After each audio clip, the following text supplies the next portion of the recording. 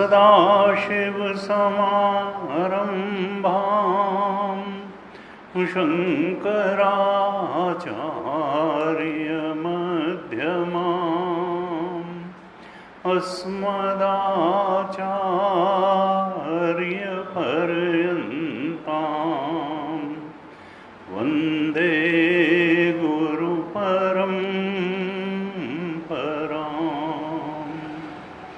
अज्ञानतिमिरान्धस्य ज्ञानाञ्जनशलाकया चक्षुरुन्मीलितं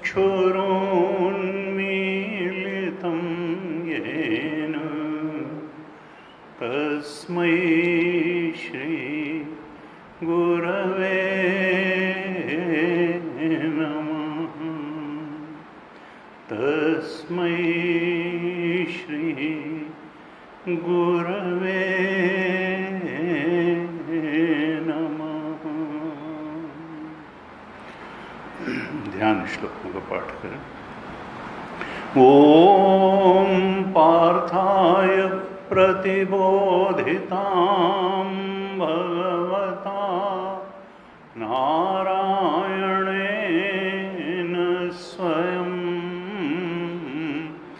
व्यासेन ग्रथितां पुराणमुनिना मध्ये महाभारतम्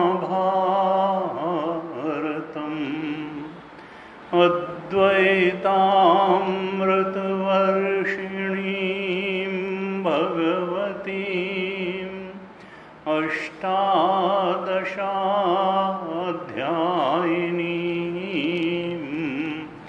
अम्ब त्वामनुसन्दधामि भगवद्गीते भवद्वेषिणीम्। नमोऽस्तु ते व्यासविशालबुद्धे फुल्लारविन्दायतपत्रनेत्र येन त्वया भारततैलपूर्णः प्रज्वालितो ज्ञानमयप्रदीपः प्रपन्नपारिजाताय स्तोत्रवेत्रैकपाणये ज्ञानमुद्राय कृष्णाय गीतामृतदुहे नमः। सर्वोपनिषदो गावो दोग्धा गोपालनन्दनः पार्थ अथो वत्सः सुधीर्भोक्ता दुग्धं गीतामृतं महत् वसुदेवसुतं देवं कंसुचाणूरमर्दनं देवकी परमानन्दं कृष्णं वन्दे जगद्गुरुं कृष्णं वन्दे जगद्गुरुं। तो श्रीमद् भगवद गीता के 6ठे अध्याय पर चर्चा हो रही है। कुछ श्लोकों का पाठ कर लेते हैं, फिर आगे चर्चा करते हैं। श्लोक संख्या 33 से पाठ करेंगे। चैप्टर 6 श्लोक नंबर 33 आप दोहराइए। अर्जुन उवाच योऽयं योगस्त्वया प्रोक्तः साम्येन मधुसूदन एतस्याहं न पश्यामि चञ्चलत्वात् स्थितिं स्थिराम् चञ्चलं हि मनः कृष्ण प्रमाथि बलवदृढम् तस्याहं निग्रहं मन्ये वायोरिव सुदुष्करम्। श्रीभगवानुवाच असंशयं महाबाहो मनो दुर्निग्रहं चलम् अभ्यासेन तु कौन्तेय वैराग्येण च गृह्यते असंयतात्मना योगो दुष्प्राप इति मे मतिः वश्यात्मना तु यतता शक्यो वाप्तुमुपायतः। अर्जुन उवाच अयति श्रद्धयोपेतः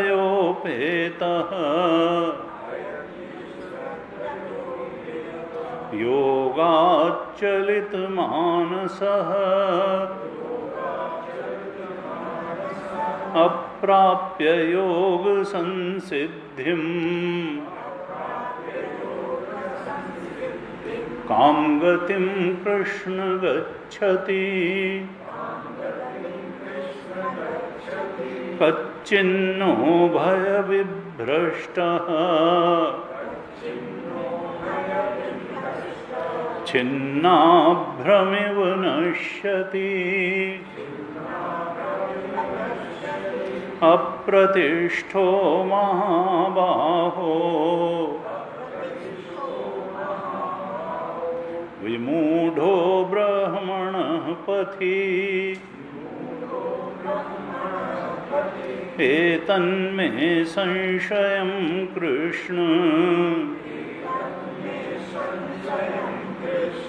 चेत्तुमर्हस्य शेषतः त्वदन्यः संशयस्यास्य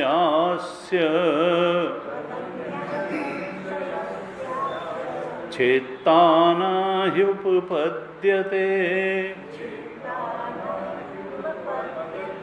श्रीभगवानुवाच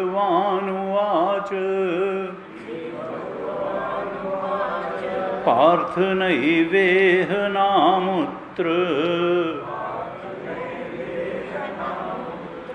विनाशस्तस्य विद्यते न हि कल्याणकृत् कश्चित् दुर्गतिं तात गच्छति प्राप्य पुण्यकृतां लोकान् उषित्वा शाश्वतीः समाः शुचीनां श्रीमतां गेहे योगभ्रष्टोऽभिजायते अथवा योगिनामेव कुले भवति धीमताम् एतद्धि दुर्लभतरम् लोके जन्म यदीदृशम् तत्र तं बुद्धिसंयोगम्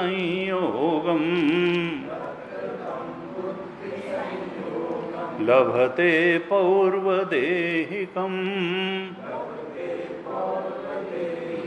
यतते च ततो भूयः संसिद्धौ कुरु नन्दन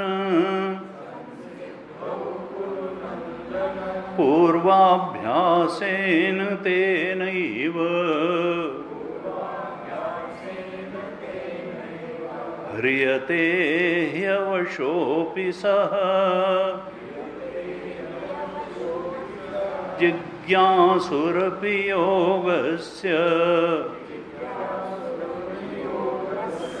शब्दब्रह्माति वर्तते प्रयत्नाद्यतमानस्तु योगी संशुद्ध किल्बिषः अनेक जन्म संसिद्धः ततो याति परां गतिम् तपस्विभ्योऽधिको योगी ज्ञानिभ्योऽपि मतोऽधिकः कर्मिभ्यश्चाधिको योगी तस्माद्योगी भवार्जुन योगिनामपि सर्वेषाम् मद्गतेनान्तरात्मना श्रद्धावान् भजते यो माम् समे युक्ततमो मतः समे युक्ततमो मतः।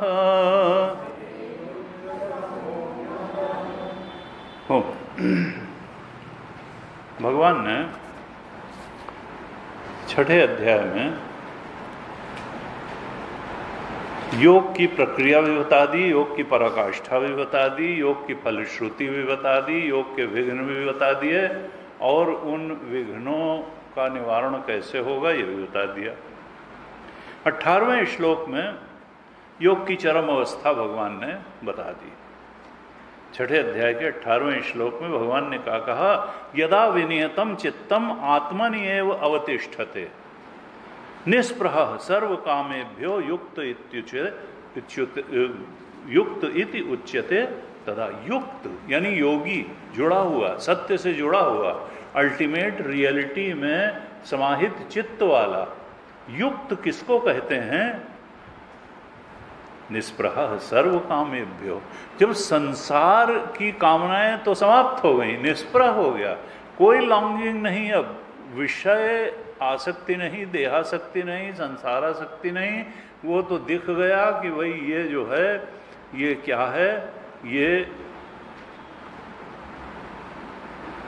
प्रतीति मात्र है, ये तीनों शरीर जो है ये भी अध्यास मात्र है, संसार भी अध्यास मात्र है। 26वें श्लोक के भाष्य में जो यतो यतो निश्चरति मनश्चंचलम स्थिरम ततस्तत नियम्येतत् आत्मनि एव वशम नयेत, जहाँ जाए ये मन भाग के जाए ध्यान काल में, उसको खींच खींच के आत्मचिंतन में लगाओ, और क्या समझा करके लगाओ कि जहाँ भाग करके जा रहे हो वहाँ क्या पाने जा रहे हो, वहाँ कुछ है पाने लायक जो पाने जा रहे हो? क्या ले एक मूर्खतापूर्ण अभ्यासवश ही तो जा करके संसार के भोगों में विचरण करने का प्रयास कर रहे हो, वहाँ कुछ मिलेगा?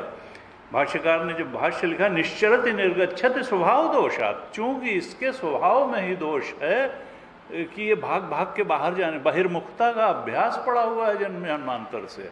तो 26वें श्लोक के भाष्य में प्रारंभ में ही लिखा कि निश्चरति शब्द आदि विषयों के भोग के लिए, जहाँ इसको लगता है कि हमारा आकर्षण का केंद्र है, जहाँ राग है, जहाँ सुख समझता है, जहाँ सुख की भ्रांति होती है, जहाँ राग कर बैठता है, तो निश्चरति निर्गच्छति, क्यों जाता है? स्वभाव दोषात्। और क्या होता है?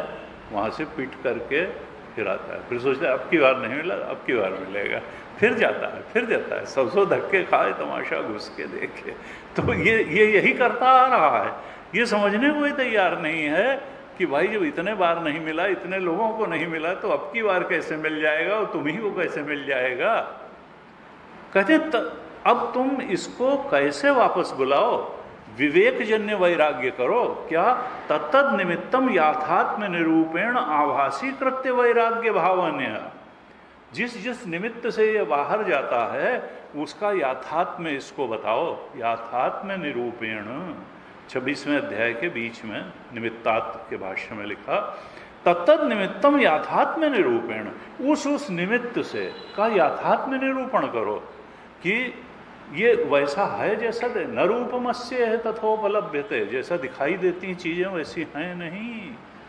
याथात्म्य निरूपेण, ये कैसी हैं? ये प्रोजेक्शन है, इच्छाओं का, ये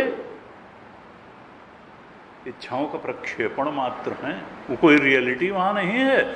ये मरीच उदकवत है, जैसे किरणों में जल हो, गंधर्व नगर जैसा है ये संसार, सीप में चांदी जैसा है, रज्जु में सर्प जैसा है।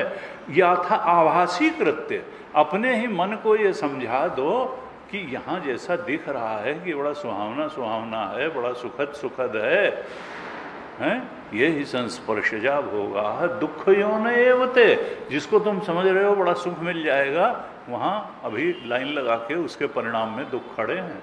इसलिए बहुत लिप्त न हो। आत्मा का धर्म सुख है, विषय का धर्म, संसार का धर्म सुख नहीं है।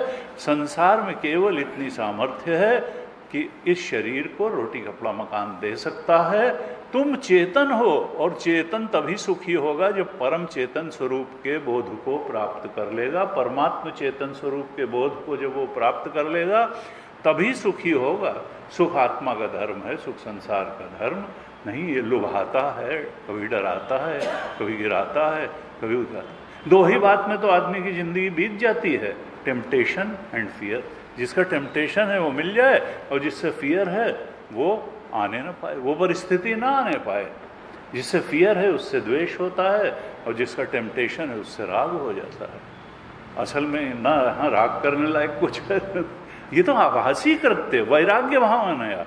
विवेकपूर्ण ढंग से अपने ही मन को समझाओ कि भाई ठीक है, ये साधन धाम मोक्ष कर द्वारा है। इस संसार में केवल प्रलोभन नहीं है, केवल यहाँ आकर्षक और सुखद लगने वाली चीजें ही नहीं है, यहाँ सद्गुरु भी है, सदशास्त्र भी है, तुम्हें जो चिंतन की सामर्थ्य दी है वो आत्मबोध के लिए दी है, वो एटम बम बना करके और एक दूसरे को नष्ट करने के लिए नहीं दी है।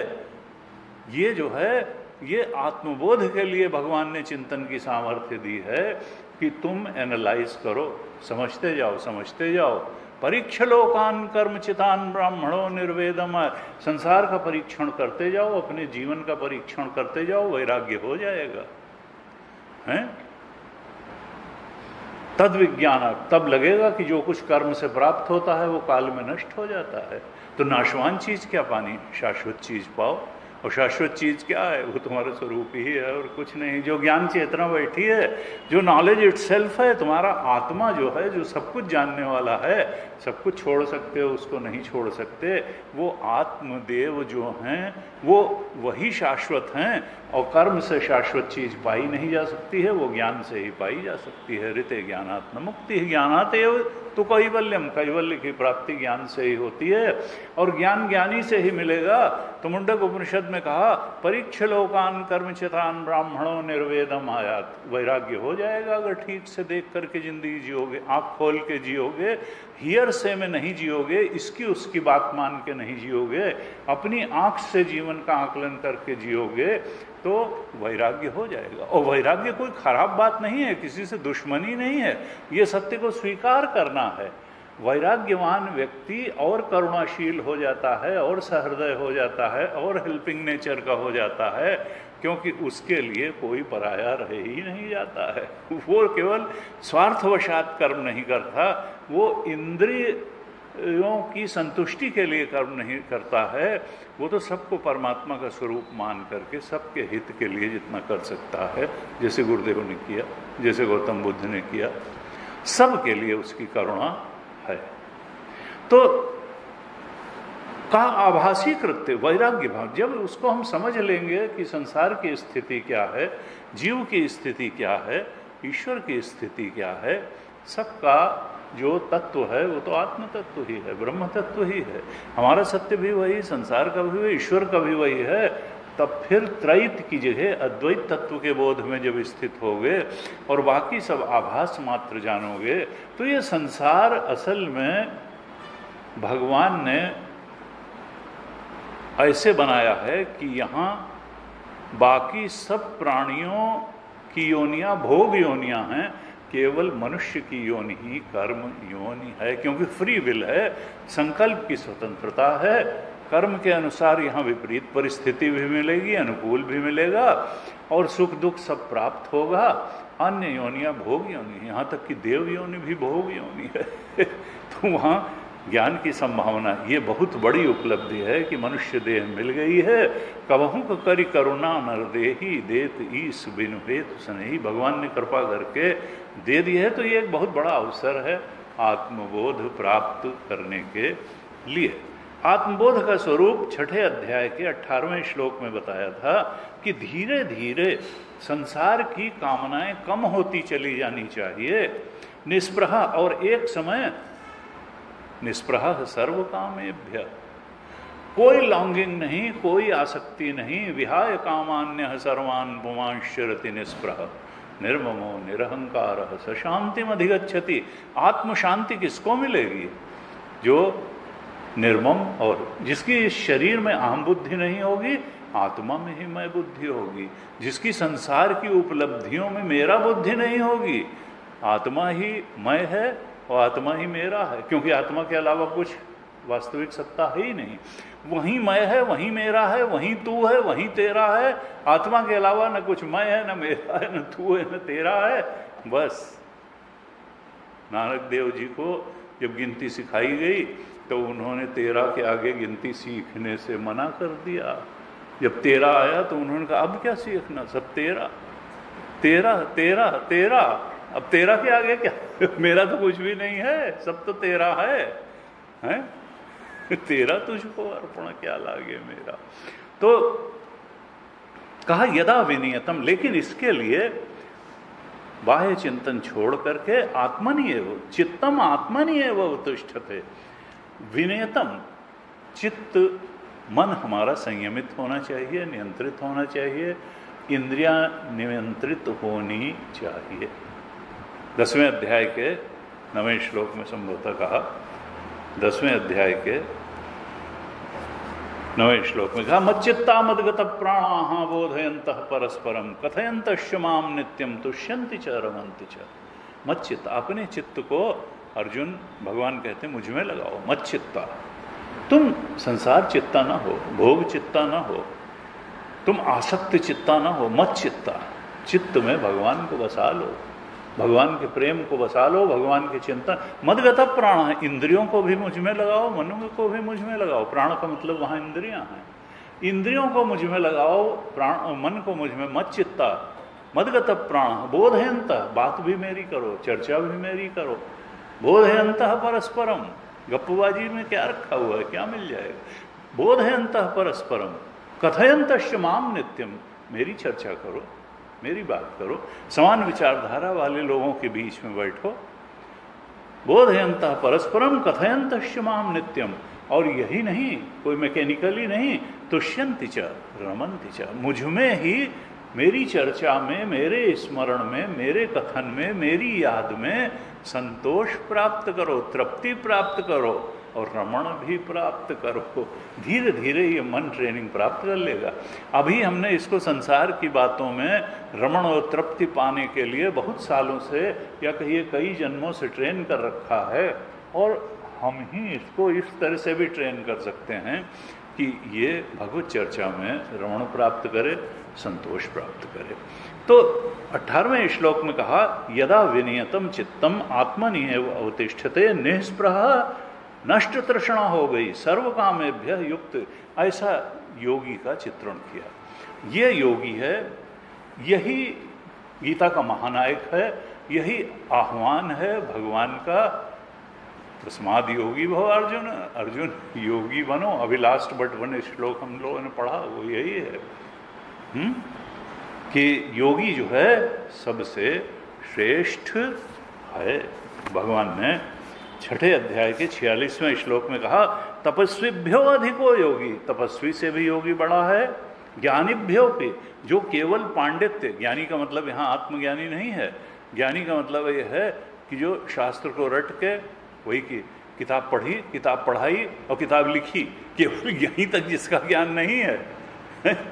ये कोई ये चल चल के पहुंचने वाली विद्या है, ये साधना द्वारा प्राप्त करने वाला गहरा बोध है। ये पढ़ने पढ़ाने की विद्या नहीं है, ये साधना की विद्या है। गुरु जी कहते थे ये यूनिवर्सिटी की विद्या नहीं है, ये साधुओं की विद्या है। यहाँ साधना करनी पड़ेगी, अपने मन को नियंत्रित करना पड़ेगा, इंद्रियों को एकाग्र करना पड़ेगा, तब ये। कुछ लोग सोचते हैं भाई पढ़ के पढ़ा दिया, ना ना, पढ़ करके पढ़ाने या किताब में लिख देने वाली बात। कई बार क्या होता है कि खुद बोध की गहराई में पहुंचने के बाद लोग ज़्यादा कंसर्न इस बात में हो जाते हैं कि साहब नई जनरेशन बात नहीं मान रही है, और फिर कहते हैं मैं कुछ ऐसा लिख दूं। अरे बड़े बड़े लोग हैं लिखने वाले, नई जनरेशन की चिंता ना करो, अपनी चिंता करो। तुम मान रहे हो कि नहीं मान रहे हो, तुम कितना मान पाए, तुमने क्या किया, तुम गीता के हिसाब से चले कि नहीं चले। लेकिन आदमी जो है दूसरे को ज्ञान देने में ज़्यादा रुचि रखने लगता है, स्वयं ज्ञान प्राप्त करने के बजाय। हमारे पास आए, उनका दूसरा अध्याय कठिन है, आप लिख दीजिए। मैंने कहा मेरे पास समय नहीं है, मैं जो काम कर रहा हूँ वो मेरे लिए पर्याप्त है, मैं उसमें संतुष्ट हूँ। मैं किसी की किताब लिखने में सहयोग करने का मेरे पास समय नहीं है कि दूसरा अध्याय की समीक्षा मैं लिख दूंगा। अब विचार नहीं है इस दुनिया में। खैर उन्होंने एक सत्प्रयास किया, उनकी अच्छी भावना थी, वो सब ठीक था। लेकिन ज़्यादा अच्छा ये होता कि वो अपने जो है अंदर साधना परक कुछ जीवन जीते हुए, और इस 18वें अध्याय, इस 6ठे अध्याय के 18वें श्लोक को जीने का प्रयास करते, बजाय किताब लिखने के। किताब लिखने से कुछ होने वाला नहीं है, हैं? गुरुदेव कहते थे। मैंने कहा भाई गीता पढ़ो। 3 दिन बाद आए, मैंने पढ़ ली गीता।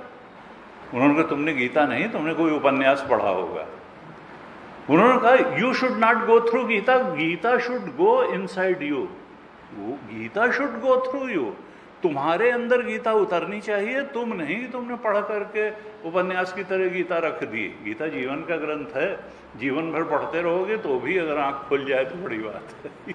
ये जो है ये हंसी मजाक की चीज नहीं है गीता, ये जो है कठिन है। तो कहा कर्मेभ्यश्चाधिको योगी, कर्मियों से भी बढ़ करके है योगी, तस्माद योगी भव अर्जुन।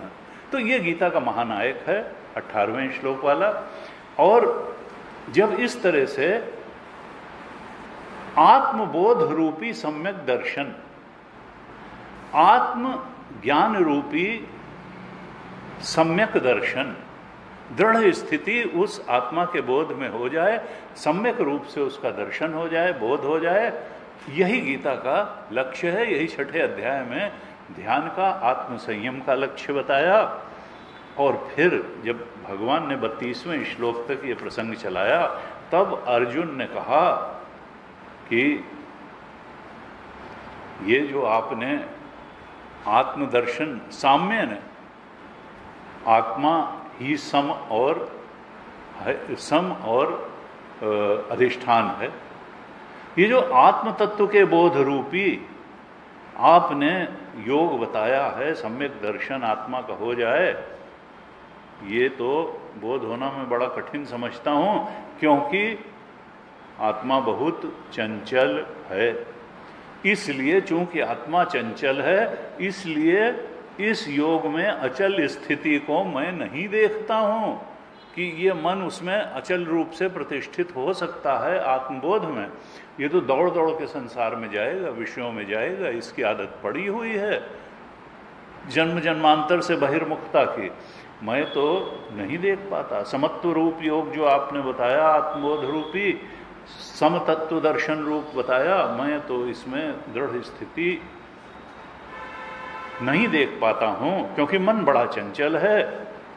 ये इतना चंचल है कि शरीर और इंद्रियों को मथ देता है और परवशी कर होती है, जिस बात की इच्छा होती है उसके अधीन कर देता है, इच्छा का गुलाम बना देता है, इंद्रियों को भी, मन को, शरीर को विक्षेप पैदा कर देता है।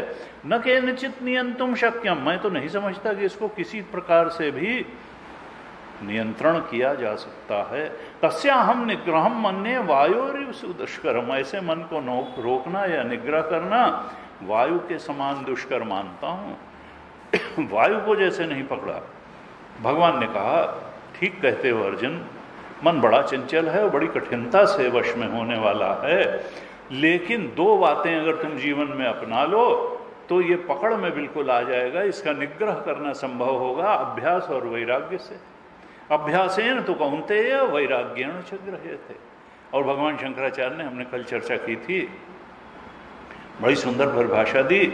अभ्यासो नाम 35वें श्लोक के भाष्य में भगवान शंकराचार्य ने कहा, अभ्यासो नाम चित्त भूमो समान प्रत्यय आवृत्ति है। चित्त में समान प्रत्यय की आवृत्ति करना ही अभ्यास है। समान प्रत्यय किस चीज का?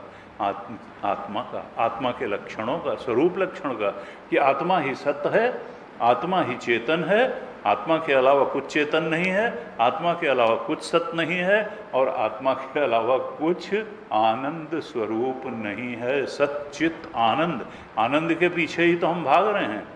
अगर मालूम पड़ जाए कि वहाँ कुछ है ही नहीं तो हिरन तो दौड़ दौड़ के मर जाता है जल के पीछे। आदमी जानता है कि वो दिख रहा है, जल है नहीं, इसलिए दौड़ दौड़ के नहीं मरता है। हम भी जब जान जाते हैं कि संसार में जो चीज़ें सुखद दिख रही हैं, तृप्तिदायक दिख रही हैं, वो कोई तृप्ति वप्ति नहीं देंगी, तो फिर आदमी दौड़ना समाप्त कर देता है। जहाँ है वहीं शांति और स्थिरता को प्राप्त कर लेता है। लेकिन इसके लिए आत्मा के नेचर की बार बार आवृत्ति करनी पड़ेगी चित्त में, और संसार का जो नेचर है, जो 26वें श्लोक में बताया है कि आभास रूप है, उससे वैराग्य जिससे होता हो, आभासी सत्ता है संसार की, उसकी भी बार बार आत्मा की सत्यता का और संसार के आभास मात्र होने के प्रत्यय की आवृत्ति बार बार चित्त में करनी पड़ेगी। समान प्रत्यय आवृत्ति है। तो ये तो हुआ अभ्यास, क्योंकि अभ्यास दोष के कारण ही ये दौड़ दौड़ के संसार में जाता है। और वैराग्य की भी परिभाषा बताई कि दृष्ट अदृष्ट इष्ट भोगेशु दोष दर्शन अभ्यासात वैतृष्णम। वैराग्य का मतलब क्या है? वितृष्णा हो जाना है। वितृष्णा, एक व्यक्ति को नशा करने में बहुत आनंद आता है, दूसरे को उससे वितृष्णा हो जाती है, वो वहां बैठ नहीं सकता, तो एयरपोर्ट पे स्मोकिंग चैम्बर अलग बना दिए जाते हैं, इत्यादि इत्यादि। एक व्यक्ति को जो चीज इतनी आकर्षित करती है, दूसरे को लगता है कि यहाँ तो बैठना ही मुश्किल है, वितृष्णा हो जाती है। तो इसी प्रकार से दृष्ट अदृष्ट इष्ट भोग से वो कैसे होगी? जब दोष दर्शन होगा उसमें। दोष दर्शन, जन्म मृत्यु जरा व्याधि दुख दोषानुदर्शनम, दोष दर्शन का बार बार अभ्यास। तो वैराग्य में भी अभ्यास है, छोड़ने का अभ्यास है। दोष दर्शन का अभ्यास जो है उसको शंकराचार्य भगवान ने वैराग्य कहा। भोगों में दोष दर्शन करना कि परिणाम में ये भले थोड़ी बहुत उनमें जो है सुख हो, लेकिन परिणाम में दुख लाइन लगा के खड़े हैं, कुछ मिलने वाला नहीं, कोई शाश्वत तृप्ति, शाश्वत शांति, शाश्वत रमण वहाँ हो नहीं सकता है। बार बार बात वहीं आकर के खड़ी हो जाएगी जहाँ से शुरू हुई थी, और तुम फिर से अतृप्त होते चले जाओगे। क्योंकि वेदांत का सिद्धांत है कि अतृप्ति के धरातल पर ही कामना का अंकुर जन्म लेता है। अब बार बार अगर कामनाएं उठ रही हैं, इसका मतलब है कि तुम अतृप्त के अतृप्त बने हुए हो, नहीं तो एक बार तृप्त हो जाते तो फिर कामना उठने की कोई बात ही नहीं थी। अतृप्त है चित्त, इसीलिए तो उसको तृप्त करने के लिए कामना आती है। जब आत्मबोध हो जाएगा तो फिर वो शाश्वत तृप्ति, शाश्वत शांति प्राप्त होगी, फिर कामना उठना बंद हो जाएगी। जब सही चीज मिल जाती है तो फिर झूठ की कामना कौन करेगा? सपने से जागने के बाद सपने की किसी चीज की कामना थोड़ा होती है। जब तक सपना सच्चा लगता है तो सपने में सपने की कामना, जब तक जागृत सच्चा लग रहा है तो जागृत की कामना। जब आत्मा में जागना हो गया, सच्चिदानंद में जागना हो गया, स्वरूप में जागना हो गया, तो फिर इस जागृत अवस्था की चीजों की कामना कौन करेगा? तो कहा कि देखो, अभ्यास भी करो, क्योंकि केवल राग ही परेशानी का, आत्मबोध में राग ही बाधा नहीं है, गलत अभ्यास भी बाधा है। संसार में चिंतन कर करके हमने सुख बुद्धि पैदा की हुई है नहीं? और वो सुख बुद्धि जो पूर्व जन्मों से चिंतन कर करके हमने पैदा की है, वो इतना हावी हो जाती है कि वो हमारे विवेक को टिकने नहीं देती, विवेक को ओवर पावर कर लेती है, और हम फिर वही काम कर लेते हैं जिस काम को करने के लिए कृष्ण भगवान यहाँ मना कर रहे हैं। और इसका कारण क्या होता है कि हम फिर अतृप्त रह जाते हैं, फिर कामना होती है, फिर कामना पूरी होने के बाद भी हम अतृप्त रह जाते हैं, और फिर कामना से कर्म, कर्म से परिस्थिति, परिस्थिति का से भोग, भोग से वासना, वासना से फिर कामना, कामना से फिर कर्म, कर्म से फिर परिस्थिति, परिस्थिति का फिर भोग, और भोग से फिर वासना, वासना से फिर इच्छा, इच्छा से फिर कर्म, कर्म। इस तरह कर्म चक्र में ही हम उलझे हुए हैं जाने कब से। और ये कर्म चक्र टूटेगा कैसे? ज्ञान से ही टूटेगा कि न वासना का कोई मतलब है, न कर्म का कोई मतलब, क्योंकि कर्म से जो भी प्राप्त होगा काल में नष्ट हो जाएगा। कोई शाश्वत तृप्ति कर्म से नहीं प्राप्त होगी, वो ज्ञान से ही प्राप्त होगी। किसके ज्ञान से? आत्मा के ज्ञान से। और वो ज्ञान ज्ञानी से मिलेगा, कृष्ण से मिलेगा, बोध प्राप्त संतों से मिलेगा। तो अभ्यास हमको वैराग्य के लिए भी करना है, और हमको अभ्यास आत्मचिंतन का भी करना है, क्योंकि संसार चिंतन का अभ्यास जन्म जन्मांतर से पड़ा हुआ है। तो समान प्रत्यय आवृत्ति आत्मचिंतन की भी करनी है, और भोगों में दोष दर्शन का अभ्यास वैराग्य है, जिससे कि वितृष्णा हो जाए। तो ये एक बात बड़ी महत्वपूर्ण इस छठे अध्याय के 35वें श्लोक में भगवान ने बताई।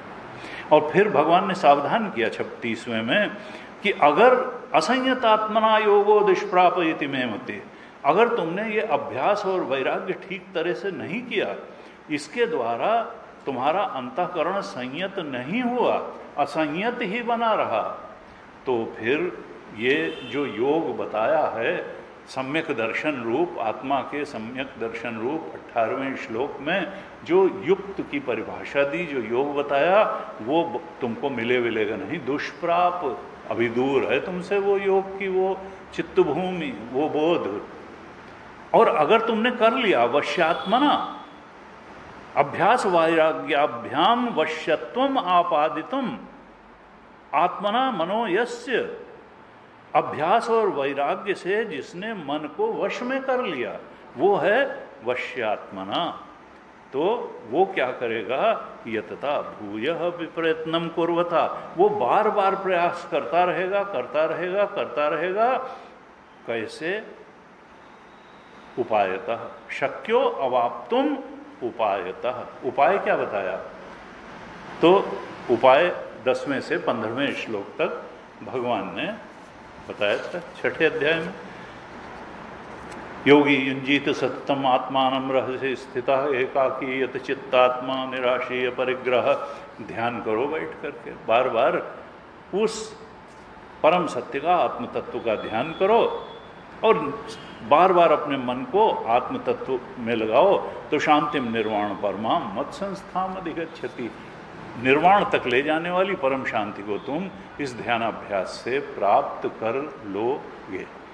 तो उपाय के द्वारा, जो भगवान ने उपाय बताया है, तो वो करेगा। कौन करेगा? वश्यात्मना, जिसने अभ्यास और वैराग्य द्वारा अपने मन को वश में किया हुआ है, वो यतता यानी बारंबार प्रयास करेगा।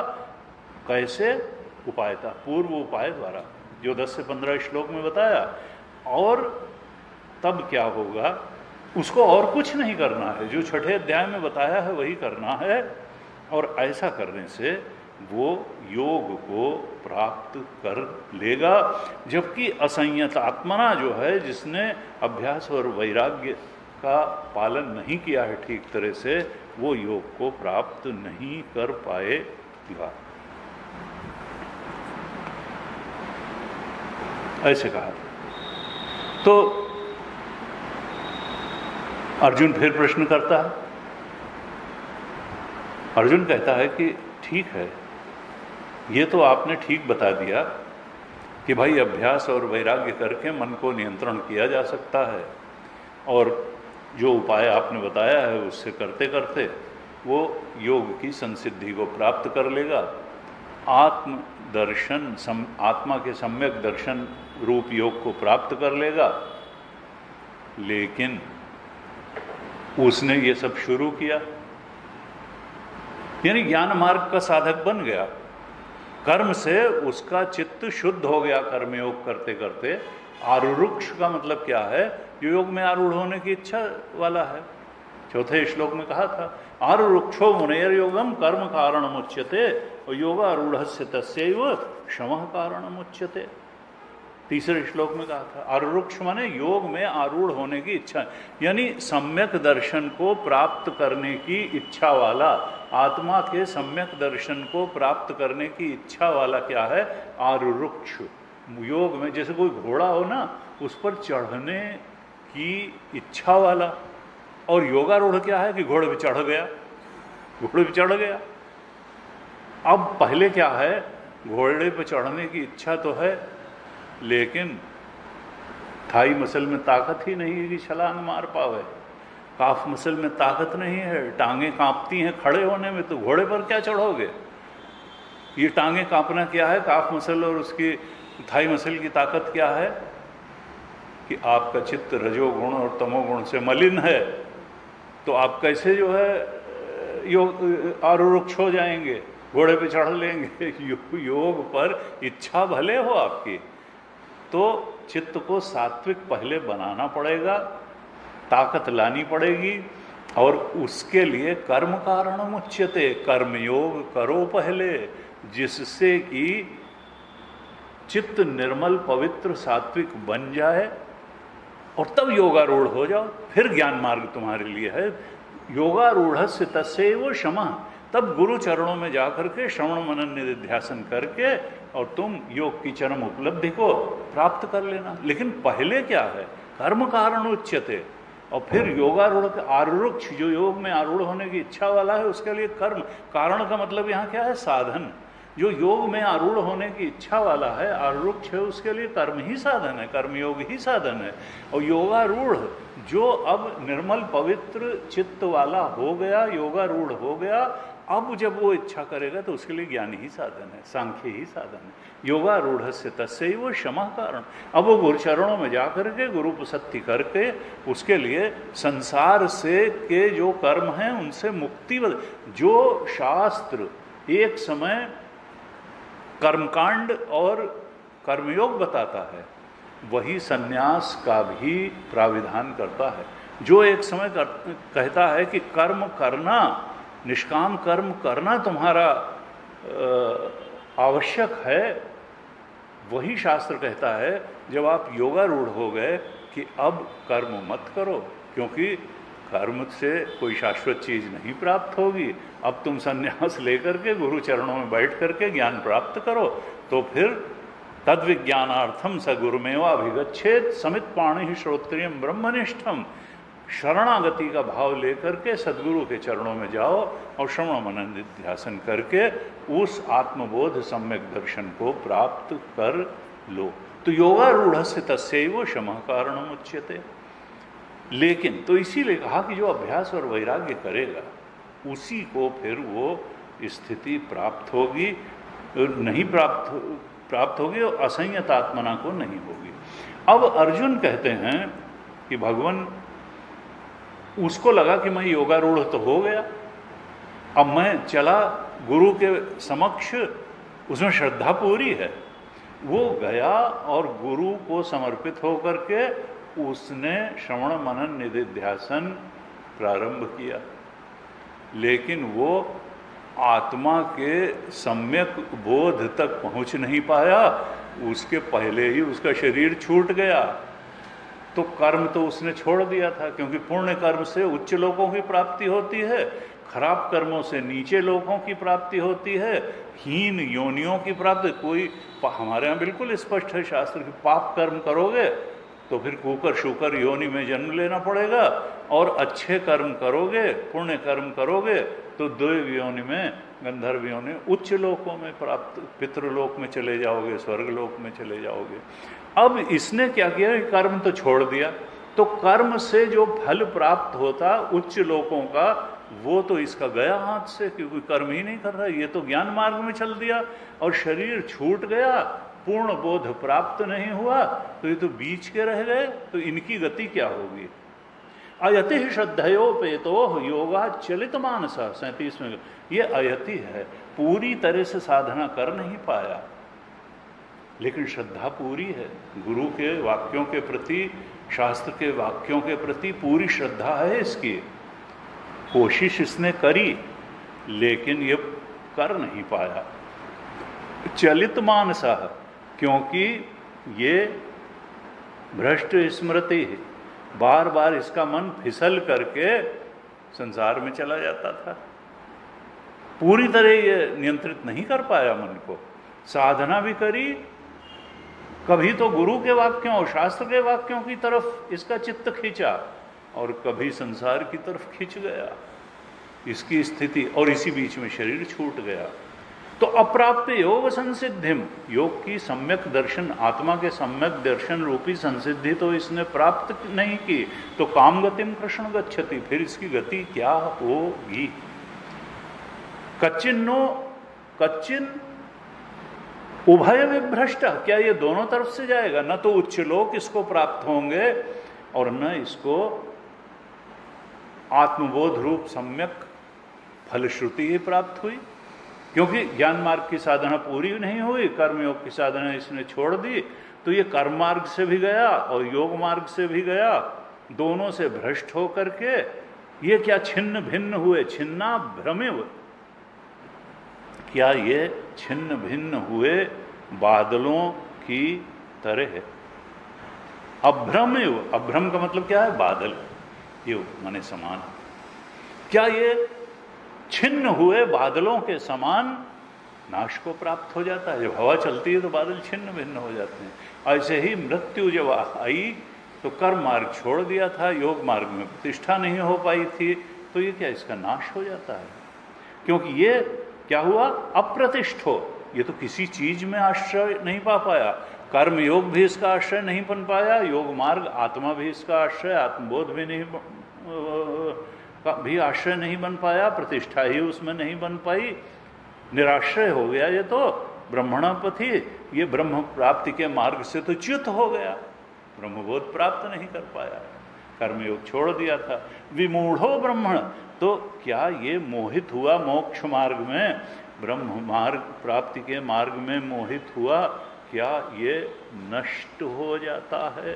ये मूर्ख जो है आश्रय रहित हो करके नष्ट तो नहीं हो जाता है, ये पूछता है। फिर 39वें श्लोक में कहता है, एतन में संशयम कृष्ण, कृष्ण ये मेरा संशय है, छेतुम अर्हस्य अशेषता, आप ही इस संशय को पूरी तरह से अशेषता नष्ट करने में समर्थ हैं, आप ही के पास ही अर्हता है। यानी आपको छोड़ करके, भाष्यकार ने लिखा, त्वदन्य अन्य ऋषि देवो वा छेत्ता संशय से अस्य नहीं अर्हसी, आपको छोड़ करके दूसरा कोई ऋषि या देवता इस संशय का नाश करे, ये संभव नहीं है। मेरे इस संशय को पूर्ण रूप से काटने में आप ही समर्थ हैं, इसलिए आप ही मेरे इस संशय का नाश करिए। त्वदन्य संशयस्य अस्य, तुमको छोड़ करके, त्वत अन्य संशयस्य अस्य, इस संशय का छेदता नाश करने वाला नहीं उपपद्यते, कोई और नहीं है। आप ही मेरे इस संशय को पूरी तरह नष्ट करने में सक्षम है, अतः आप मेरे इस संशय का सम्यक रूप से उत्तर दे करके मेरे इस संशय को मिटाइए। भगवान कहते हैं ठीक। अब भगवान जो है 40वें श्लोक से और इस अध्याय के अंत तक 8 श्लोक फिर बोलते हैं, 40 से 47 तक। क्या कहते हैं भगवान 40वें श्लोक में, पार्थ नैवेह नाम उत्रो विनाशस्तस्य विद्यते। पार्थ, ये जो तुमने बताया ना कि कर्म मार्ग तो छोड़ दिया, इसलिए पाप पुण्य की तो बात नहीं रह गई, उच्च लोकों से भी वंचित जैसे हो गया, और आत्मा के सम्यक दर्शन रूप बोध जो कि ज्ञान मार्ग की पराकाष्ठा है उसको पा नहीं पाया, तो बादलों की तरह छिन्न भिन्न नष्ट हो गया। कहते नहीं, मेरे जो है भक्त का नाश नहीं होता है, न मे भक्त प्रणश्यति। अर्जुन, पार्थ न इह एव न अमुत्र, न तो इस लोक में उसका विनाशस्तस्य विद्यते, उसका विनाश जो मेरे मार्ग पर चला है, गीता के बताए अनुसार चला है, जब उसने कर्मयोग की उपलब्धि प्राप्त करी, जब उसका अंतःकरण शुद्ध निर्मल हो गया, तब उसने श्रद्धापूर्वक ये निश्चय किया कि गुरु के शरण में जा करके अब मुझे श्रवण मनन निधिध्यासन करना चाहिए, लेकिन भोग के थोड़े संस्कार बाकी थे, इसलिए कभी तो शास्त्र और गुरु की बात मानी और कभी उसका मन विचलित होकर संसार में भी चला गया, इस तरह से। लेकिन उसकी श्रद्धा पूरी है, उसने ये जरूर मन में ठान रखा है कि नहीं, पाना तो आत्मदेव को ही है, चलना भले न चल पा रहा हो, लेकिन उसकी श्रद्धा पूरी है कि चलने लायक मार्ग वही है जो गुरु और शास्त्र ने बताया है। भले हम अपने अंदर अभी इतनी सामर्थ्य नहीं जुटा पा रहे हैं कि हम पूरी तरह से निष्प्रह हो करके सर्वकामेभ्य उस मार्ग पर चल पाएं, लेकिन उसकी श्रद्धा तो पूरी है, अयति है, यानी पूरी तरह से प्रयत्न नहीं कर पा रहा है, चलित मानस भी है, मन चंचल होकर के संसार में भी भाग जाता है, लेकिन श्रद्धया उपेता, श्रद्धा से तो भरा हुआ है। अब उसको इसमें संशय नहीं है कि मुक्ति का मार्ग क्या है, संसार सुख देगा कि नहीं देगा, भले वो बार बार स्लिप होकर के चला जाता हो, मन चलित मानसा हो, अयति हो, लेकिन श्रद्धया उपेता है, ऐसा जो है उसका पार्थ न इह न अमूत्र, न तो इस लोक में, अमूत्र का मतलब परलोक में, जो भी देह छूटने के बाद जिस लोक में जाएगा वहां भी उसका नाश नहीं होता है।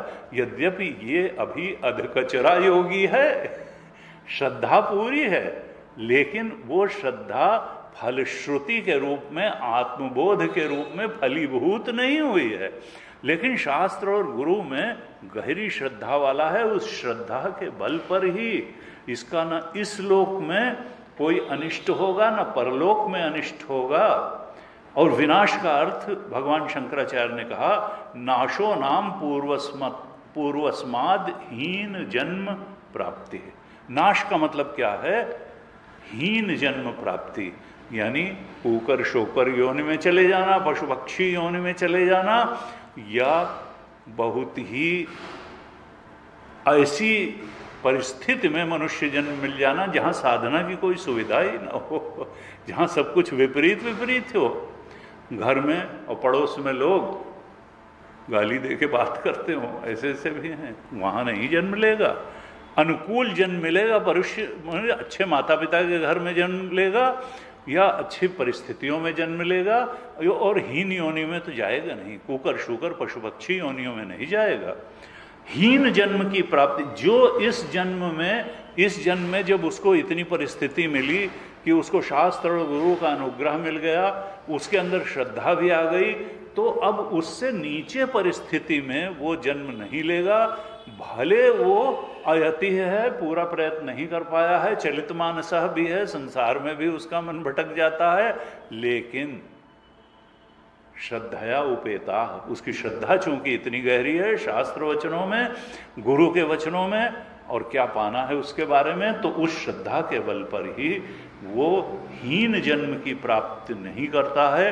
न तो इस लोक में वो किसी हीनता को प्राप्त होता है, ये नहीं कि उसको खाने रहने और पहनने को नहीं मिलेगा, भगवान अपने भक्त के लिए पहले से पहले इंतजाम करते हैं। न तो इस जन्म में वो नाश को प्राप्त होता है, न शरीर छूटने के बाद जिस लोक में जाता है वहाँ उसको हीन परिस्थितियों की प्राप्ति होती है। पार्थ न एव इह न अमुत्र विनाशः तस्य विद्यते। फिर कहा, देखो उसने कोई खराब काम तो किया नहीं, आगे बढ़ने की ही तो कोशिश कर रहा था, संसार में तो फंसा ही हुआ था, कम से कम दृढ़ संकल्प करके वो गुरु की शरण में गया, शास्त्र की शरण में गया, तो एक स्टेप आगे ही तो बढ़ा, कोई पीछे थोड़ो चला गया, ये थोड़ो कि माफिया की शरण में चला गया है। तो नहीं कल्याण, उसने किया तो अच्छा ही काम, अब पूरी तरह से नहीं कर पाया वो बात अलग है। वो यूनिवर्सिटी गया तो वो फर्स्ट क्लास फर्स्ट नहीं ला पाया, तो क्या हुआ, तो कुछ तो वो आगे बढ़ा ही। ये तो नहीं वो उसने इंटर के बाद कहा भाई 4 बार हम इंटर में फेल हो चुके हैं, अब हम डिग्री कॉलेज में जाएंगे ही नहीं। नहीं, उसने तो कोशिश तो करी पूरी। नहीं कल्याणकृत कश्चित, उसने तो शुभ कर्म ही किया, कल्याणकृत है वो दुष्पापकृत नहीं है, कल्याणकृत है, शुभ कर्म ही उसने किए हैं। नहीं कल्याणकृत कश्चित दुर्गतिम तात गच्छति। शुभ कर्म करने वाला कोई भी साधक, कोई भी मनुष्य दुर्गतिम न गच्छति, वो दुर्गति को प्राप्त नहीं होता है, दुर्गति को प्राप्त नहीं होता है। ऐसे बताया। क्या जनरेटर चलवाएंगे? गोविंद से कहिए कोई चला दे। शुभ कर्म करने वाला कोई भी साधक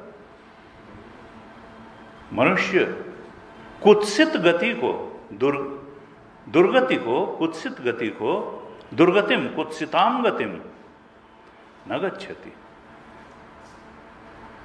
और कृष्ण अर्जुन के लिए संबोधन क्या करते हैं? तात, तात नहीं कल्याणकृत कश्चित दुर्गतिम तात गच्छति।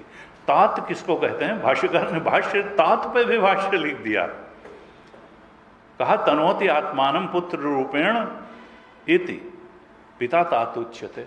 चूंकि आत्मा वही जायते पुत्रः, पिता ही पुत्र के रूप में आ जाता है। इसलिए पुत्र पिता को भी तात कहते हैं और पुत्र को भी तात कहते हैं। जब मानो पिता की ही आत्मा जो है पुत्र के रूप में आ गई, तो पिता को भी तात कहा जाता है और पुत्र को भी तात कहा जाता है। और कहते हैं, देखिए, एक होते हैं पुत्र बिंदु पितृ, यानी जो शरीर से जन्म लेते हैं, पिता के शरीर से और माता के शरीर से पुत्र जन्म लेता है। और एक हैं द्विज, गुरु के वचनों से शिष्य जन्म लेता है, तो वो नाद, शिष्य को नाद पुत्र कहा जाता है।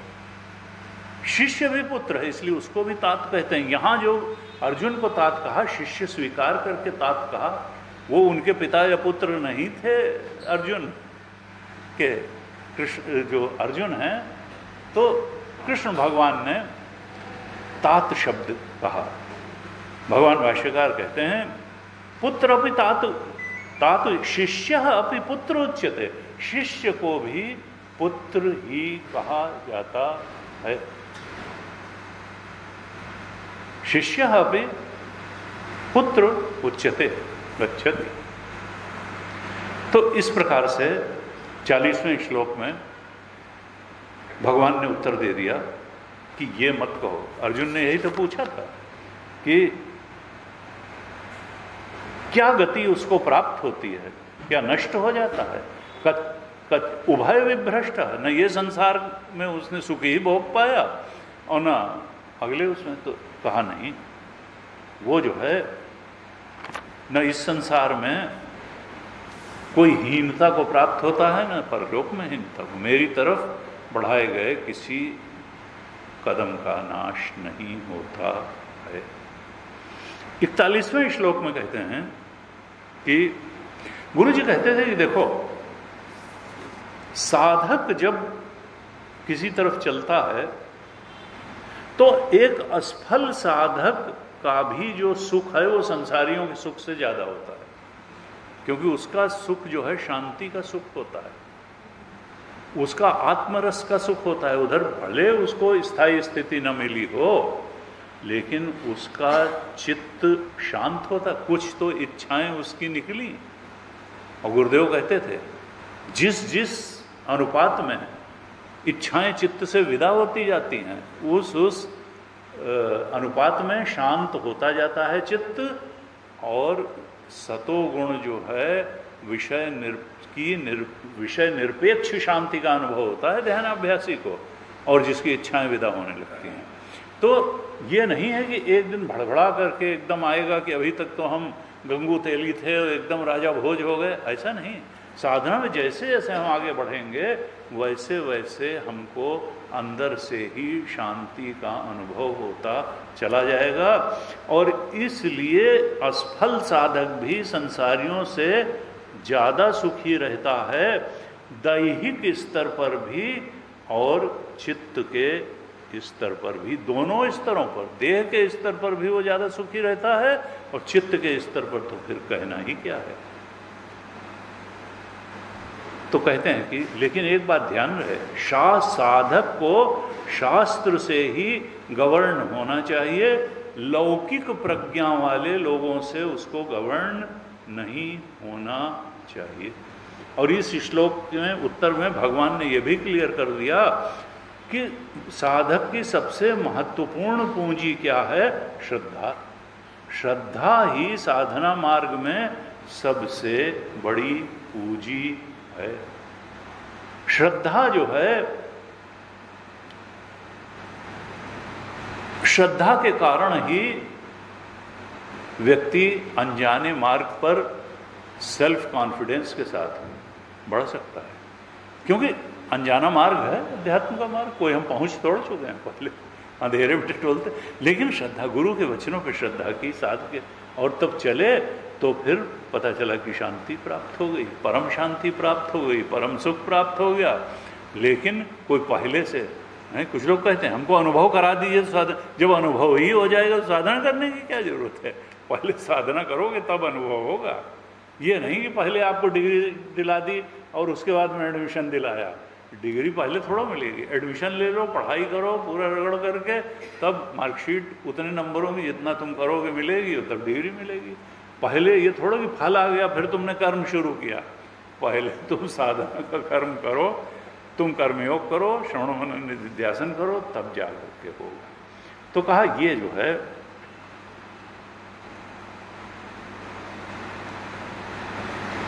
गीता में भी कहा श्रद्धावान लभते ज्ञानम तत्पर, श्रद्धा से ही ज्ञान होता है।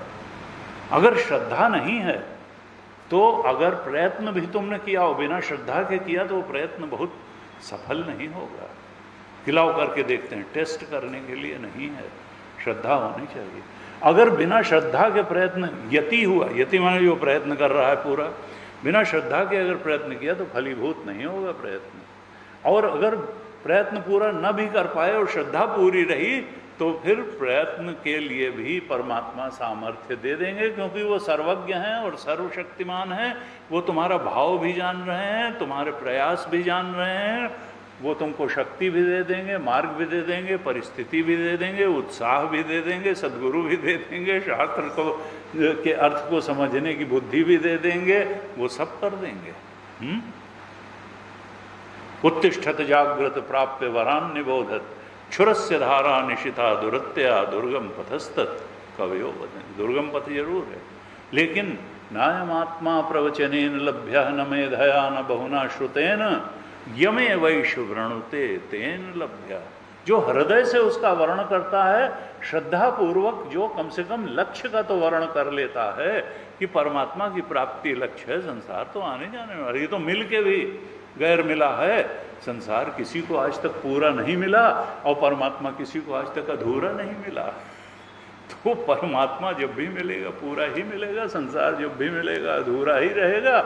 मिल के भी लगेगा कि थोड़ा मिला और बहुत बचा रह गया, तो ऐसी चीज क्या पाना, लुभाता है, मिलता नहीं है। तो कहा ये श्रद्धा बहुत बड़ी पूंजी है। श्रद्धा वित्तो भूत्वा, उपनिषद ने कहा श्रद्धा रूपी धन से धनवान हो जाओ। अगर तुमको श्रद्धा वित्त है, श्रद्धा वित्तो भूत्वा। और हमने विवेक चूड़ामणि में पढ़ा था, सा श्रद्धा कथिता सद्भि, जो विद्वान लोग हैं, सद्भि हैं, वो किसको श्रद्धा कहते हैं? यया वस्तु उपलब्धिता, जिससे आत्म वस्तु उपलब्ध हो जाती है। श्रद्धा के बल पर ही आत्म तत्व का बोध होता है। शास्त्रस्य गुरु वाक्य से सत्य बुद्ध्यावधारणा, शास्त्र के वाक्यों में और गुरु के वाक्यों में सत्य बुद्धि हो जाना, ये श्रद्धा है। नहीं तो लोग फिर कहते हैं क्या गीता में सब चीज ठीक ही लिखी है? क्या ये दुनिया भगवान ने बनाई? उड़िया बाबा से पूछा, उन्होंने कहा नहीं तो क्या तुम्हारे चाचा ने बनाई? तो जो कि नहीं तो क्या तुम्हारे चाचा ने बनाई? तो भाई शास्त्र और गुरु जो है बहुत बड़ी चीज है और श्रद्धा बहुत बड़ी चीज है। ये इस श्लोक में कहा कि उसकी दुर्गति नहीं होती है। फिर कहा कि देखो अब दो तरीके के साधक हैं। एक जो है वो अयति है, प्रयत्न तो पूरा नहीं कर पाया, और योगाचलित मानस, संसार में भी उसका मन भटक जाता है, लेकिन श्रद्धा है, गुरु चरणों में बैठ करके उसकी पूरी इच्छा है कि हम पूर्णकालिक श्रवण मनन निधिध्यासन करें और मच्चित्ता मदगत प्राणाः बोधयन्, हम अपनी इंद्रियों को भी वहीं निवेश कर दें, अपने चित्त को भी वहीं निवेश कर दें, उसी की बात करें, उसी की चर्चा करें, उसी में रमण करें, उसी में तृप्ति प्राप्त करें, तुष्यन्ति च रमन्ति च। लेकिन फिर क्या होता है, और ऐसा सारे साधकों के साथ होता है, साधना काल में यही तो है। वो कोई सिद्ध थोड़ा हो गया है कि थोड़ा संसार घसीटेगा और थोड़ा जो है हमारा लक्ष्य आत्मबोध हमको घसीटेगा। साधक की यही तो विसंगति है कि उसका साधना काल बेचैनी में बीतता है। वो चाहता कुछ है और उसका जो वासना पुंज है उसको कभी कभी घसीट देता है। तो गुरुदेव कहते थे 1000 बार गिरना कोई परेशानी की बात नहीं है, वो एक सामान्यता है। 1001वीं बार उठ करके खड़े न होना, ये फिर साधक की कमजोरी है, हैं? गिरना तो होता ही है, फिसलना तो होता ही है, अगर व्यक्ति छोड़ दे इस कारण कि हम जो है सफल नहीं हो पा रहे हैं, ना ना ना, वो जो है हमको तो जन्म जन्म कोई काल तो इल्यूजन है। तो कहा प्राप्य पुण्य कृताम, 41वें श्लोक में कहते हैं प्राप्य पुण्य कृताम लोकान उषित्वा शाश्वती समाह शुचि नाम श्रीमताम गे हे योग भ्रष्टो भी जायते। भगवान कैसी कृपा करते हैं, उन्होंने देखा कि ये प्रयत्न नहीं कर पा रहा है, अयति है, क्यों नहीं कर पा रहा है, चलित मानस, लेकिन कल्याणकृत है, शुभ कर्म किया है, ये बढ़ा है उधर, लेकिन भोग के संस्कार इतने प्रबल हैं जो इसको साधना में पूरी तरह से लगने नहीं दे रहे हैं, और इस कारण ये उस आत्मबोध रूप सम्यक दर्शन में दृढ़ स्थिति नहीं प्राप्त कर पा रहा है। तो भगवान कृपा करके क्या करते हैं, इसको स्वर्ग भेज देते हैं। जाओ, यहाँ तो तुम्हारे भोग पूरे हो नहीं रहे हैं, साधना और उसके बीच में तुम हिचकोले खा रहे हो, आत्मज्ञान तुम्हारा हो नहीं पा रहा है, संसार के भोग तुम छोड़ चुके हो, मन उधर भटकता है। ऐसा करो, तुम थोड़े दिन अब स्वर्ग लोक हो आओ, पुण्य लोकों में चले जाओ, जहाँ इंद्रियां शिथिल नहीं होंगी और भोग पर्याप्त होंगे, वहाँ अच्छी तरह से तुम अपनी ये जो चलित मानसा है, जो भोगों की तरफ अभी अतृप्त होकर दौड़ता है, पूरी तरह से वहाँ भोगों को भोग लेना और फिर तृप्त हो करके फिर आना यहाँ। प्राप्य पुण्य कृताम लोकाम उषित्वा, वहाँ वास करके, कहाँ, पुण्य कृताम लोकान, जहाँ बहुत पुण्य कर्मा लोग जाते हैं। संसार में जो लोग अच्छे काम करते हैं, ये तो भगवान की तरफ बढ़ गया था, लेकिन पुण्य कृताम, संसार में भी जो धर्मशाला बनवाते हैं, जो प्याऊ पहले खुलवाते थे, जो दान का कर्म करते हैं, यज्ञ करते हैं, यज्ञ दान तपः कर्म पावनानि, यज्ञ दान और तप कर्म जिन्होंने किया है, तो वो लोग क्या करते हैं, स्वर्ग लोक में जाते हैं और वहाँ अपने पुण्यों का भोग करके क्षीण पुण्य मर्त्य लोक, हम फिर से मनुष्य लोक को आते हैं। तो उन पुण्यात्माओं को प्राप्त होने वाले लोकों में ये वास करता है। कहाँ, शाश्वती समाह, अनेक वर्षों तक वास करता है। और फिर क्या होता है, वहाँ जब इसके भोग तृप्त हो जाते हैं, जो यहाँ नहीं हो पा रहे थे, तो शुचि नाम श्रीमताम, ना तो योग के संस्कार पीछा छोड़ते हैं और भोग के संस्कार भी जल्दी पीछा नहीं छोड़ते हैं। तो भगवान कृपा करके इस भ्रष्ट योगी को, योग भ्रष्ट स्मृति, चलित मानसा का अर्थ किया था 37वें श्लोक में भाष्यकार ने, भ्रष्ट स्मृति, भ्रष्ट प्रमा, यानी ये अपने निश्चय को शाश्वत रूप से धारण नहीं कर पाता कि हमको तो मच्चित्ता मतगत प्राणा करना है। तो कहा कि वहाँ पर भोग करके शुचि नाम श्रीमताम गे हे योग भ्रष्टो भी, ये जो योग भ्रष्ट था कि जिसका कर्म योग छूट गया था और ज्ञान योग की पूर्णता में आ नहीं पाया था, आत्मबोध रूप सम्यक दर्शन हो नहीं पाया था, ये पुण्य कर्मियों को प्राप्त होने वाले लोकों में वास करके, वहाँ भोगों का क्षय करके, शुद्ध आचरण वाले, विभूति संपन्न श्रीमताम, क्योंकि थोड़ा अभी बचा है। अगर गरीब आदमी के यहाँ ये पैदा हो गया धारावी के किनारे, तो फिर जो है उसको अच्छा नहीं लगेगा, क्योंकि भोग के संस्कार थोड़े थे। तो यहाँ भी वो थोड़ा सा समृद्ध लोगों के यहाँ श्रीमताम गे है और शुचि नाम, लेकिन श्रीमताम हैं लेकिन शुचि नाम भी हैं। शुद्ध अंतःकरण वाले समृद्ध लोगों के घर में, यानी जो पुण्य कर्मा भी हैं लेकिन समृद्ध भी हैं, ऐसे लोगों के घर में योग भ्रष्ट अभिजायते। ये जो योग भ्रष्ट था, जो अयति था, योगाचलित मानसा था लेकिन श्रद्धया उपेता था, ये शुद्ध और विभूति संपन्न लोगों के घर में जन्म लेता है। 41वें श्लोक में कहा। और दूसरे क्या हैं? दूसरे ऐसे हैं जिनमें भोग के संस्कार बहुत प्रबल नहीं थे, दूसरे क्या थे कि वो ठीक से चल रहे थे, संसार में बहुत उनका मन नहीं भागता था, वो जो है श्रद्धा से भी भरे हुए थे, प्रयत्न भी कर रहे थे, लेकिन वो हो गए बुढ़े। जो बुढ़े हो गए तो उनके शरीर समाप्ति का समय आ गया, या किसी रोग से ग्रस्त हो गए तो वो पूरी तरह से साधना में अपने को लगा नहीं पाए, या तो वृद्धावस्था के कारण नहीं लगा पाए या रोगग्रस्तता के कारण नहीं लगा पाए। तो अयति योगाचलित मानसः तो नहीं थे, लेकिन वो अयति बने रहे, पूर्ण प्रयत्न नहीं कर पाए, रोग के वशीभूत होने के कारण या वृद्धावस्था के कारण। श्रद्धेयोपेता हैं, योगाचलित माने भोग के संस्कार बहुत क्षीण हैं, वो उनके साथ प्रॉब्लम नहीं है, तो वो फिर स्वर्ग में नहीं जाएंगे भोग करने, उनको जरूरत ही नहीं, क्योंकि भोग के संस्कार ही नहीं है।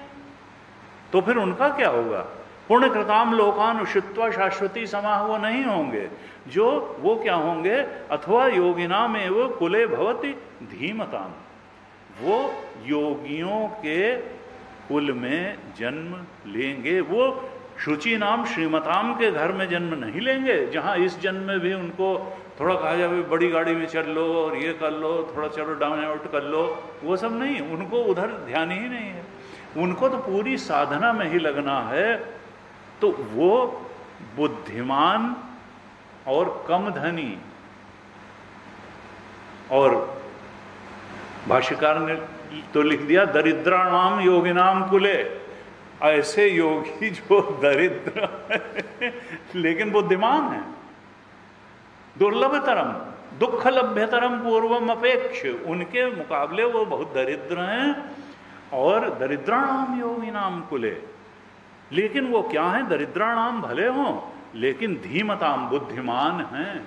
उनको योग की उन माता पिता के घर में जन्म लेते हैं जो दरिद्र होने के बाद पूरे बुद्धिमान हैं, धीमताम हैं, वहां वो जन्म लेता है। दूसरा वाला जो चलित मानसा नहीं है, लेकिन जिसकी रोगग्रस्त या वृद्धावस्था के कारण छूट गया और वो अपने लक्ष्य तक नहीं पहुंच पाया, वो योगिनाम एव कुले भवति, वो दरिद्र लेकिन बुद्धिमान योगियों के घर में जन्म लेता है। एतद्धि दुर्लभतमम योगे जन्म, और वो उन श्रीमताम गेहे और शुचि नाम श्रीमताम गेहे में के यहाँ जन्म लेने वाले से ये धीमताम योगिनाम कुले जन्म ज्यादा श्रेष्ठ है, दुर्लभतर है। ऐसा जन्म उन जन्म के मुकाबले, पहले 41 वाले जन्म के मुकाबले ये बहुत श्रेष्ठ है। योगियों, दरिद्र योगियों के कुल में जन्म होना श्रीमानों के कुल में जन्म होने की अपेक्षा अत्यंत दुर्लभ है। अथवा योगी नामे वो कुले भवति धीमताम एतद्धि दुर्लभतरम, ये उसके मुकाबले दुर्लभ है, ये ज्यादा श्रेष्ठ है। यानी भगवान क्या बताना चाह रहे हैं? बहुत ज्यादा पैसा जो है उसके घर में कोई जरूरी नहीं है, भाई भटकाव की बहुत चीजें हो जाती हैं ना, ज्यादा धन में फिर बहुत सी ऐब होने के संभावनाएं बढ़ जाती हैं। धन जो है बहुत तरह के ऐब, तो कहा, और इनकी कोई भोग वासना भी नहीं थी, चलित मानसा ये नहीं थे, तो ये फिर ऐसा चयन, कहते हैं ये जीव अपने बैठने के स्थान को खुद चयन करता है, माता पिता को चयन करता है, परिस्थितियों को चयन करता है, परिवेश क्या होगा उसको चयन करता है, शारीरिक स्थिति को भी चयन करता है। ये कोई अचानक नहीं है, कॉज एंड इफेक्ट है। तो कहा इस तरह का जन्म दुर्लभ है, ऐसे होता है। अब इसके आगे फिर और भगवान बड़ी अच्छी अच्छी बात बताते हैं साधना के संबंध में, हम अगली कक्षा में इसको देखेंगे। आज ही तक ओम पूर्णमदः पूर्णमिदं पूर्णात् पूर्णमुदच्यते पूर्णस्य पूर्णमादाय